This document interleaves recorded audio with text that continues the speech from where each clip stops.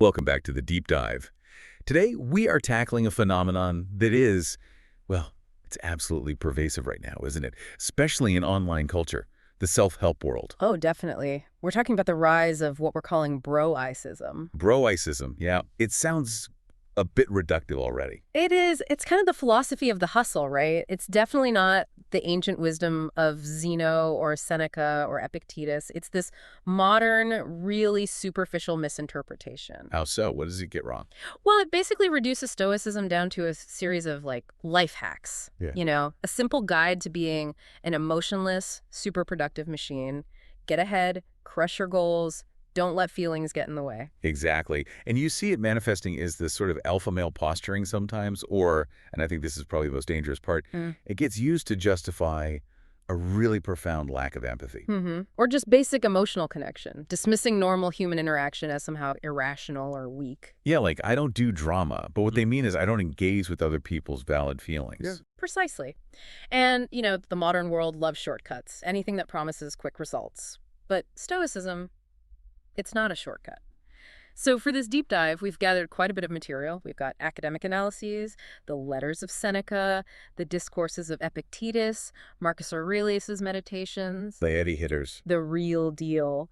And our mission here is really to try and correct this distortion by going straight back to the source, to what they actually wrote and taught. Because what these sources tell us, and it's striking when you read them, is that the popular image we have now, this isolated, unfeeling, stoic, it hardly does justice to the actual philosophy, does it? Not even close. It was a complex, rich, ethical system. So yeah, we're going to try and define what they actually taught and hopefully show you why the true path is, frankly, far more demanding, but also much more rewarding than the online version lets on. Right. The modern caricature promises, what? Immediate success. Emotional armor plated against everything. Yeah, something like that. Whereas the original philosophy, it promises moral alignment, internal freedom, maybe some peace of mind. But only after, potentially decades of genuine hard effort. It requires real intellectual rigor. Okay, so let's dig in. Where does Bro-icism make its first big mistake? I think it has to be the core misunderstanding about the goal. The telos, as the Greeks would say. The goal? Yeah. The reason the modern take fails so badly is because it fundamentally mistakes the goal of Stoicism. The pop version thinks the goal is achievement, money, status, or maybe just suppressing emotion so you can perform better. Which sounds pretty standard for a lot of self-help stuff, honestly. It does, but it is entirely fundamentally incorrect according to actual Stoicism. The ultimate goal, the thing they were aiming for, true happiness, flourishing, what they called eudaimonia, consists solely in virtue. Virtue and virtue alone. All right, hold on. Solely in virtue. Solely. This is the absolute central, non-negotiable point. You see it hammered home constantly by Seneca, Epictetus, all of them. That's completely radical, even now. Yeah. I mean, if you ask anyone today what's good, what are they going to list? Right. They'll say pleasure, money, fame, good health, success, great relationships, the usual suspects. Exactly. Things we all tend to strive for. Of course. But the Stoics, they insist, we're fundamentally mistaken to think these external things are inherently good. They're not. They're not good. So health isn't good. Not in the ultimate moral sense. And conversely, the opposites, things like poverty, dishonor, illness, even death, they aren't inherently bad either. That's hard to swallow. Illness isn't bad. Not in the sense that it diminishes your moral worth or your potential for eudaimonia. According to the Stoics, only vice is truly bad. Only vice harms your soul, your rational core, because vice compromises the rational faculty itself, the part of us that judges, chooses, and makes sense of the world. Everything else is external to that core. Okay, so let me try to connect this. If I use some trendy Stoic life hack to, say, make $1 million, right, the actual Stoic philosophy would tell me that the $1 million itself is morally indifferent. Exactly. Indifferent. Neither good nor bad in itself. Only the way you acquired it, the way you use it, whether that was done virtuously or viciously, only that has moral weight. So the focus isn't the outcome, the money, but the character expressed in getting and using it. Precisely. Seneca is very clear on this. He insists we have to reserve our strongest value judgments, the labels good and bad, strictly for virtue and vice. And everything else. Health, wealth, reputation, physical strength. All that comes after. They're categorized as preferred indifference. Preferred indifference. Okay, unpack that. Yeah. Why indifferent, but also preferred? They're indifferent because they don't contribute to or detract from our core moral goodness or virtue. Having wealth doesn't make you a better person. Being poor doesn't make you a worse one. Okay, that's the indifferent part. But they're preferred because, all else being equal, it's natural and reasonable to prefer them. We'd rather be healthy than sick, wealthy than destitute. Nature gives us these inclinations. It's rational to take care of your health, manage your finances responsibly. But crucially, being sick doesn't make us morally worse. It's just not preferred. Exactly. It doesn't touch our capacity for virtue. That's the key. These things are useful. They provide material for virtuous action, but they aren't the goal itself. Okay, but here's where it gets tricky, right? And maybe where the modern listener gets confused. If these things like health and wealth are preferred indifferents, how do you actually pursue them in life without accidentally making them the goal? Don't you need some level of external success just to function virtuously? Yes. This is the crucial nuance, and it's probably where the philosophy gets separated from the meme version. It's about practical wisdom, what they called phronesis. Practical wisdom. Right. Virtue requires us to exercise phronesis in how we select and pursue these preferred indifferents. A virtuous life absolutely involves engaging with the world, making plans, trying to achieve things.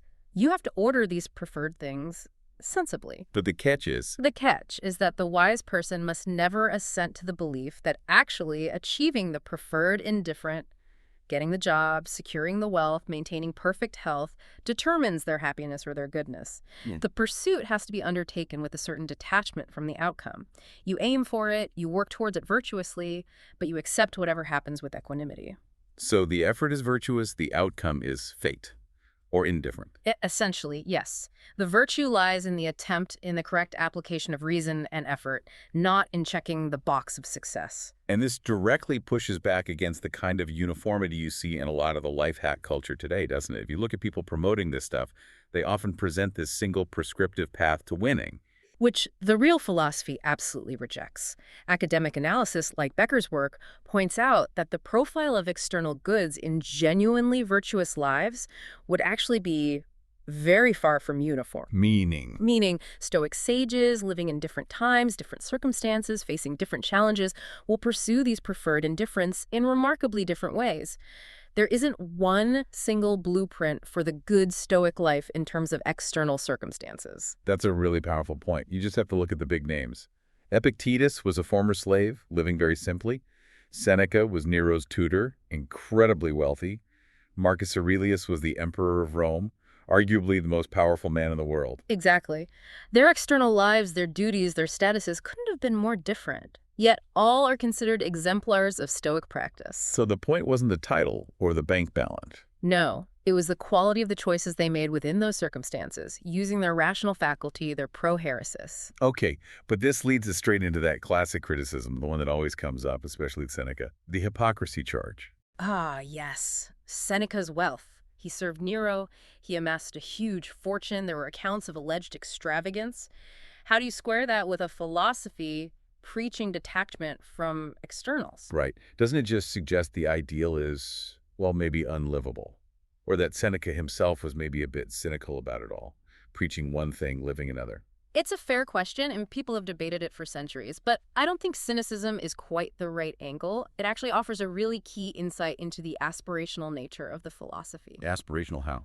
Seneca himself was incredibly open about his own struggles. He never claimed to be the perfect Stoic sage. He saw himself as a student, someone perpetually striving towards that ideal, but often falling short. Like a work in progress. Exactly. Think about Dr. Johnson's defense of him. Centuries later, he basically said, look, a man can be very sincere in believing good principles without always having perfect practice. We separate the message from the messenger's imperfections sometimes. And Seneca certainly faced his share of external turmoil, didn't he? Right. Exile, losing his son, ultimately being forced to commit suicide by Nero. Right. His wealth certainly didn't shield him from the harsh realities of fate or imperial whim. If anything, his life became a demonstration of the core Stoic lesson. Focusing too much on externals makes you vulnerable. His immense wealth just highlighted his ultimate lack of control over those very things. So his writings, like the letters from a Stoic, they resonate because he's writing from that place of struggle, not from some lofty peak of perfection. Absolutely. He's grappling with it in real time. His focus, consistently, is on the effort to refine the state of the soul, the inner citadel, as Marcus Aurelius would later call it. Not the balance sheet. The bank account was external. The quality of his judgment was internal, and that's where the real work lay. Okay, so the goal isn't external status or wealth. It's internal virtue, pursued with detachment. But what about the other big bro-stoic claim? That the goal is just emotionless performance? Right. If it's not about getting rich, maybe it's just about being a robot. Yeah, the unfeeling machine who suppresses everything. This seems like the biggest caricature of all. Where does it come from? It stems from a misunderstanding of the Stoic concept of emotions, which they primarily discussed using the term patha. Patha. Okay, what does that mean? Is it just feelings? No, and that's the crucial distinction. Patha isn't just any feeling, it's a very specific category. Morbid, excessive, unhealthy emotions, things like intense anger, overwhelming grief, crippling fear, obsessive desire, the really disruptive stuff. So not just feeling sad, but being consumed by sadness. Exactly. And critically, the Stoics argued these patha originate entirely in the mind's judgment. Specifically, they come from assenting to an erroneous impression, basically, buying into a false belief, usually the belief that something external is truly good or truly bad in itself. So a pathos, one of these bad emotions, isn't just a raw feeling bubbling up. It's a cognitive event, a faulty judgment that takes over. Precisely. That's the core of their cognitive theory of emotion. If you are overwhelmed by, say, anger, it's because you have falsely judged that something outside your control, like someone insulting you, is truly terrible, and that an irrational, uncontrolled response is necessary. You've accepted a bad judgment. And they had categories for these, right? Yeah, the main ones were generally grouped into 4 types based on judgments about present or future things being good or bad: distress, present evil; fear, future evil; appetite, future good; and irrational pleasure, present good, all rooted in these misjudgments about what truly holds value. Let's take anger specifically. Seneca wrote a whole work on it, on anger. In our world, anger is often seen differently, right? Sometimes it's framed as motivating, righteous, even necessary for change. What did the Stoics think? Seneca's view is uncompromising. He calls anger a temporary madness, a state where the entire mind is compromised, completely out of control. Temporary madness, that's strong. It is. He uses this incredibly vivid analogy. The angry mind is like a person thrown off a high building, hurtling towards the ground. They're no longer in command, they're just falling destructively. Any action taken out of that state, he argues, is inherently flawed because the reasoning faculty, the core of our humanity, has been shut down. Wow, so the Stoic correction here isn't just don't show your anger. It's more fundamental. Much more. They aren't telling you to just suppress the outward signs of anger while seething inside. They're insisting you prevent the faulty judgment that triggers the destructive pathos in the first place. Don't assent to the idea that the external event is worth this kind of internal chaos. Okay, so if someone wrongs you, what's the Stoic alternative to anger? Just do nothing. Not at all. Seneca insists the response should come from a place of calm reason, from senses of loyalty, duty, justice, fairness. Anger might feel powerful in the moment, but true justice or courageous action or protective measures, these are superior guides because they remain rational. They lead to effective moral action that you won't regret, whereas anger often leads to escalation and mistakes. But isn't that distinction between an acceptable feeling and an unacceptable pathos based on faulty judgment incredibly hard to manage in the heat of the moment? How do you rationally stop a pathos from forming when you're grieving or shocked or scared? That difficulty is precisely why they emphasized constant training, constant vigilance over one's judgments. It's not easy. It's a practice. But critically, they didn't expect people to become unfeeling blocks of stone. They explicitly made space for normal human reactions. Oh, so what did they allow? They accepted what they called first movements, or propathei. First movements. Yeah, these are the initial natural physiological reactions that happen before judgment kicks in. They're outside our immediate volition. Think about jumping when you hear a loud bang, flinching if something flies towards your face, blushing, turning pale, maybe shedding tears instinctively at bad news. So like the immediate physical jolt. Exactly. Seneca and others like Epictetus implicitly saw these as just part of our humanitas, our shared human nature. They're involuntary physiological responses. They are not the same as assenting to a destructive judgment and letting it become a full-blown pathos. Okay, so if I'm startled by a loud noise on the street, or if I tear up automatically when I hear about a friend's loss, I haven't failed at being stoic. Not in the slightest. In fact, Seneca explicitly says that missing a loved one, even when separated, is natural. He talks about the involuntary tears of even a wise person at a funeral being forced out by a requirement of nature. It's not a sign of failed judgment, it's a sign of connection. What about things like love for family? Isn't that an attachment to externals? That's a great point. They saw parental love, for example, as a primary natural instinct, something to be fostered and acted upon virtuously. It's not an irrational pathos to be avoided. The Stoic practice targets the sustained, obsessive, corrosive emotional states, the anger that festers, the grief that paralyzes, the fear that prevents action, because those rely on the persistent misjudgment of externals as being supremely important. Okay, that distinction between first movements and full-blown pathos is really important, but the Stoic psychological claim gets even more radical, doesn't it? You mentioned Chrysippus, one of the early heads of the school. Yes, Chrysippus on madness. He cited as noting that even in common language, we call an ambitious person doxomanas, mad about fame. Right. It's a striking observation. So is Chrysippus basically saying that anyone who dedicates their life to chasing external things, not just fame, but maybe wealth, power, reputation, is, in a philosophical sense, literally suffering from a form of insanity? That's pretty much the implication. It's an incredibly radical psychological claim, isn't it? The Stoic assertion, traced back to Chrysippus, is essentially that anyone deeply committed to the idea that externals possess genuine, ultimate value is, well, insane or mad. Which is stunning because we usually reserve terms like mad for really specific, maybe unusual obsessions, like Chrysippus' example of someone being mad about birds. Exactly. But Chrysippus's point, as Margaret Graver interprets it, is that the person mad about birds isn't necessarily more insane than the rest of us obsessed with money or status. They're just insane in a more specific, noticeable way. His point highlights our widespread, almost universal liability to the wrong kind of effect, the wrong emotional dispositions, because we all constantly misjudge what's truly valuable. So it's not about pointing fingers at a few crazy people. It's a diagnosis of a kind of widespread societal madness rooted in valuing the wrong things. That's the implication. It totally reframes the discussion. It suggests we're all prone to this madness unless we rigorously train our judgments to align with nature, focusing only on virtue as the good. Wow. Okay. So if the goal isn't status, and it's not becoming an emotionless robot, but rather cultivating virtue by correcting our judgments, how does that translate into action? This is where the Bro-icism focus on productivity and results seems to clash again. It clashes fundamentally, because if Bro-icism is basically a productivity hack obsessed with maximizing external results, winning, achieving, earning more, ancient Stoicism insists on a profound shift in where we locate our sense of agency. It's not in the results, it's in our moral will, our choices. And this is where Epictetus comes in strongly, right? With his dichotomy of control. Absolutely. This is perhaps the most practical, essential tool Epictetus gave his students.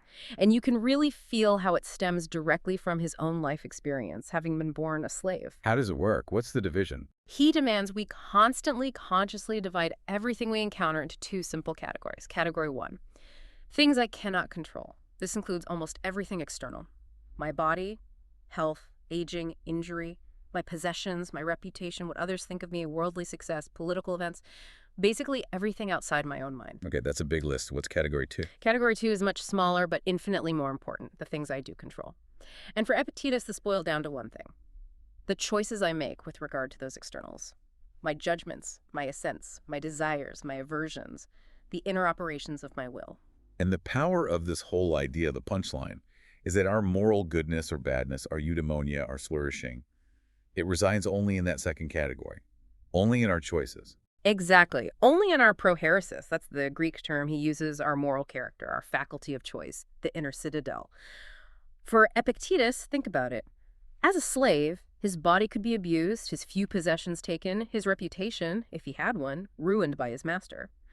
But his prohairesis, his ability to choose how to judge those events, how to respond internally, that could never be taken away by anyone. Not even by the master who owned his body. Not even then. That faculty of choice, he believed, was his only true possession, a fragment of Zeus or nature within him. Everything else was borrowed, temporary, external. So applying this today, if you tie your happiness, your sense of well-being, to those externals, getting that specific job title, hitting a certain revenue target, getting likes on social media, forcing someone else to agree with you. You are creating exactly the kind of external dependency that Epictetus warned against. You are fundamentally misunderstanding where your good lies. You're handing over your peace of mind to things you ultimately can't control. Precisely. You make yourself extremely vulnerable to forces out of your control. And what's the guaranteed result of trying to command things you can't command?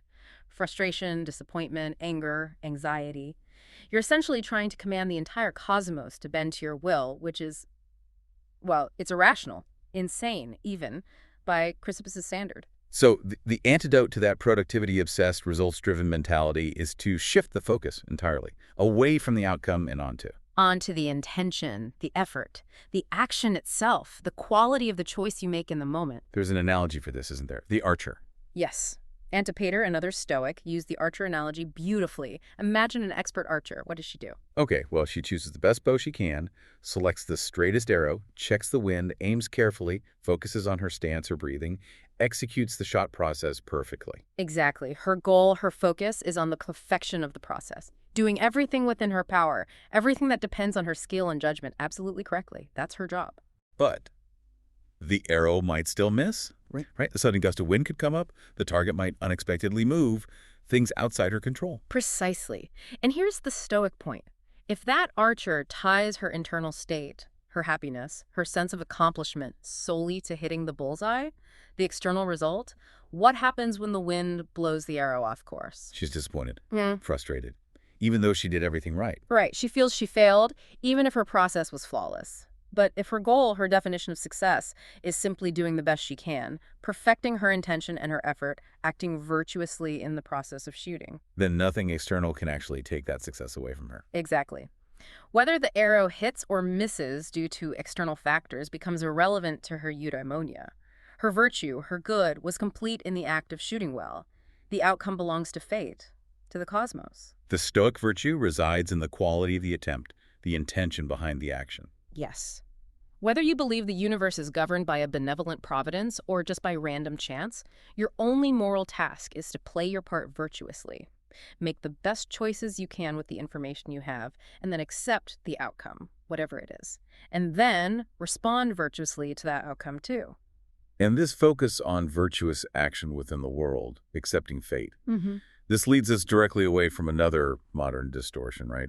The idea that Stoicism means withdrawing, isolating yourself, becoming detached in a negative way. Absolutely. The lives of the Roman Stoics themselves completely contradict that idea.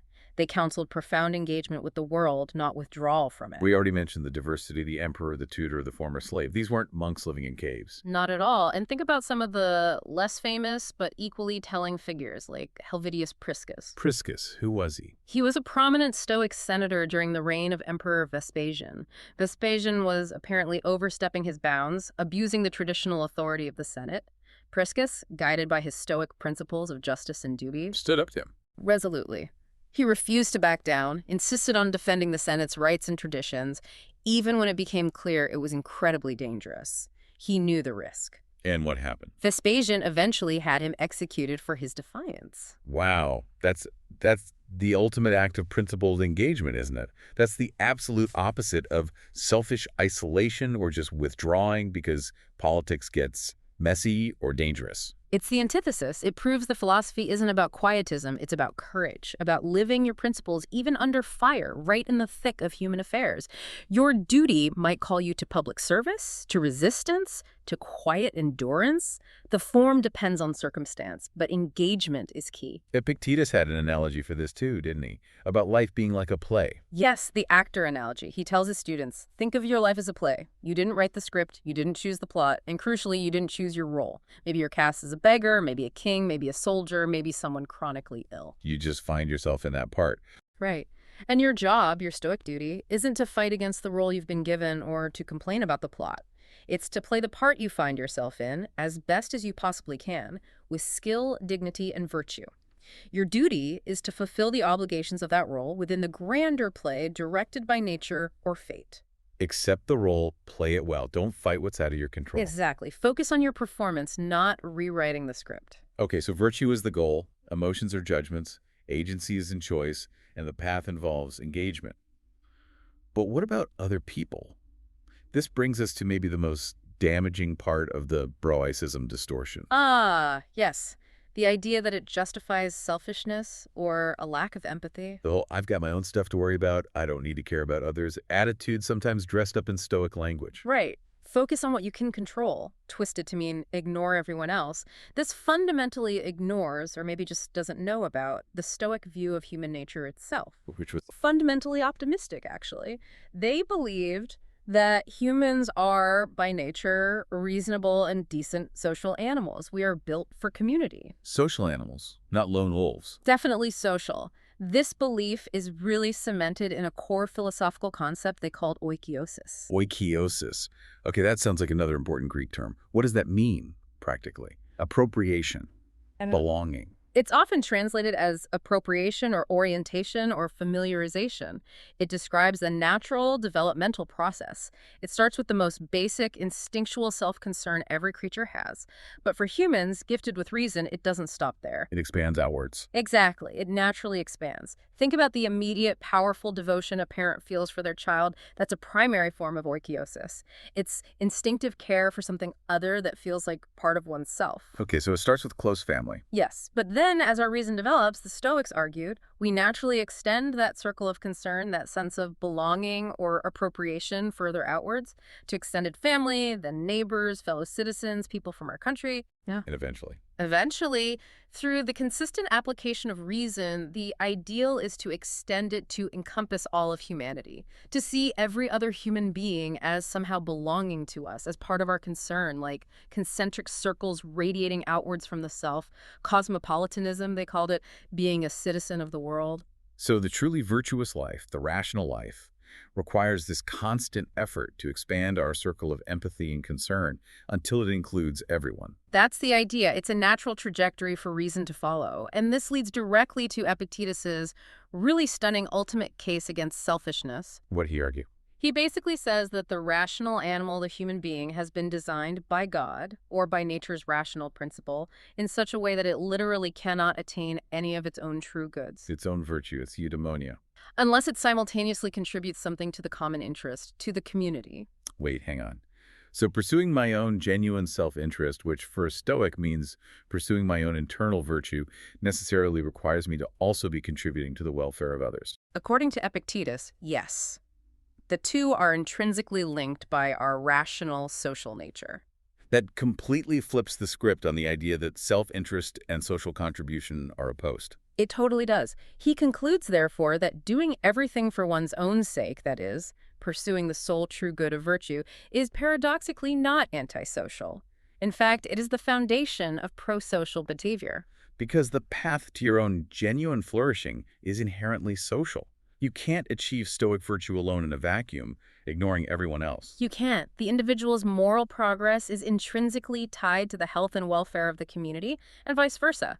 Your role, your duties, your opportunities for virtuous action, they all exist within a social context. So if someone is acting selfishly, maybe using Stoic phrases to justify it, claiming they're just focusing on their own virtue, They've fundamentally failed the test, according to Epictetus and the others. They've misunderstood both virtue and rational self-interest. because living in accordance with nature, which is the Stoic goal, means living according to human nature, which is inherently rational and social. Precisely. Following God or following nature's rational principle necessitates social virtue. Being helpful to others, serving the common good, fulfilling your social duties, these aren't optional extras for the Stoic. They are central to the path. And the joy, the peace of mind, the eudaimonia we seek, that's seen almost as a byproduct, an inevitable consequence of living this correct, dutiful, rational social life. Wow. Okay, so wrapping this all up, we've seen that this whole Bro-icism trend really falls apart at every level when you compare it to the actual philosophy. Completely. It mistakes external metrics, money, status, achievements, even just appearing emotionless for the real work, which is internal, profound, and incredibly demanding. Yeah, the work of moral development, of training your judgment, of radical acceptance of what you can't control, and crucially, of active, virtuous social contribution. All the things the quick fix version tends to ignore. And the gap between just knowing the words, reciting a maxim, and actually living it, that gap is vast. It really is. It reminds me of something Marcus Aurelius reflected on in his Meditations, about the difficulty of the path, even for someone trying sincerely. What did he say? He observed, kind of sadly, that even the good and wise person is sometimes silently condemned or resented by the people around them. Why? Because others feel implicitly judged just by the contrast with the sage's sincere example. Ah, right. Just by living virtuously, you can inadvertently create friction or make others uncomfortable in a world that's often running on very different values. Exactly. It highlights that the real challenge isn't just understanding Stoicism intellectually. It's the sincere, consistent application in the face of social pressure, internal resistance, and just plain old habit. And that application is, well, it's rare. Which brings us maybe to a final thought, a warning almost from the philosopher Montaigne. He wrote a lot about philosophy, and he was quite critical of people who just adopted the language without the practice. What his warning? He basically said, and I'm paraphrasing here, that too often we let the laws and precepts follow their way. Ourselves keep another course. We learn the theories, we can talk about them eloquently, but our actual lives remain untouched. We can give a great lecture on virtue, Yeah? but it doesn't actually touch or sting the conscience, as you put it. Exactly. We stop at the surface, the skin. The philosophy doesn't get absorbed down into the marrow, into our habits, into our automatic responses. We talk the talk. But don't walk the walk. Precisely. And Montaigne reminds us the real test isn't in the eloquent discourse or the public applause for sounding wise or winning an intellectual debate online. Where is it then? It's in the common actions, the everyday habit. It's in how you handle the minor frustrations, the unexpected setbacks, the interactions with difficult people. The sincere practitioner, he suggests, is the one who surprises themselves in their everyday life by consistently, almost habitually, choosing the right virtuous action over the easy or instinctive one. So the question for the listener really isn't, can you quote Epictetus? It's more like, you might be able to talk like a Stoic on Twitter or repeat the mantras, but do you live like one when your flight gets canceled? Or when you're facing a really difficult conversation at work? Or when someone cuts you off in traffic? Or when real tragedy strikes? That's the difference, isn't it? That's what distinguishes the true practice from the superficial performance, the pose. Journey to Eudaimonia, as you said, it's a lifelong commitment to trying to live better, more rationally, more virtuously. It's definitely not a quick fix for a bad quarter or a temporary drop in productivity. Couldn't have said it better myself. Something to think about then. Not just when you're consuming self-help content, but when you're actually living your life, facing its inevitable ups and downs. We really hope this deep dive helps you see the crucial difference between genuine philosophical virtue and, well, just trying to look tough online.